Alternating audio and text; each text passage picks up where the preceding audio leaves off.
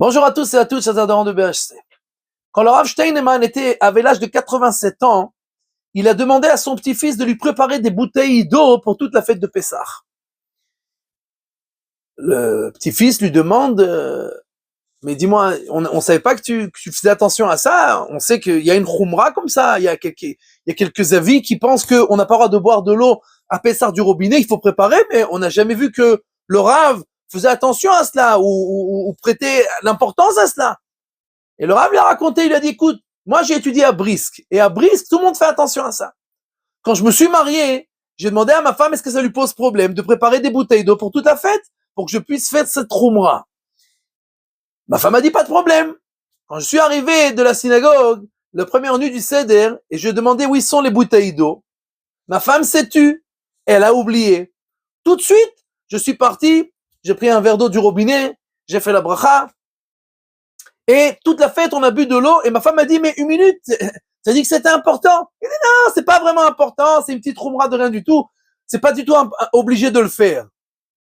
L'année d'après, je me suis dit, si je vais préparer des bouteilles, ma femme, elle va être peinée rétroactivement, en pensant que, ah voilà, si mon mari prépare, ça veut dire que c'est oui important.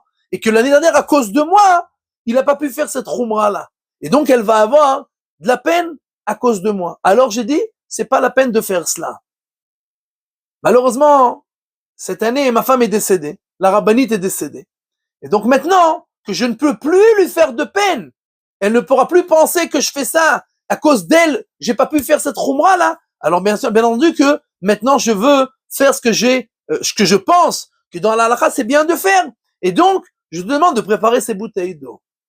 Nous voyons là une grandeur d'âme extraordinaire, mais qui nous apprend à nous quelle chose donner l'importance et quelle chose faire attention, et quelle chose est primordiale et quelle chose est secondaire. Les khumrot, de faire des choses qui sont au-delà, de faire toutes sortes de choses, c'est très bien, c'est très sympa, c'est très important, mais de chérir sa femme, de la respecter, de faire en sorte qu'elle n'ait pas de peine, ça c'est une mitzvah de Horaïta, c'est une mitzvah de la Torah, c'est quelque chose qui est primordial au-delà de tout. Alors, nous devons savoir faire la part des choses et donner l'importance à ce qui est important et savoir ce qui est secondaire. C'est bien entendu un niveau tout à fait hors du commun. Mais nous, avec notre niveau petit, nous devons apprendre de nos grands pour arriver au final à faire ce qui doit être fait et dans le cas duquel on parle, de respecter nos femmes au maximum que nous le pouvons.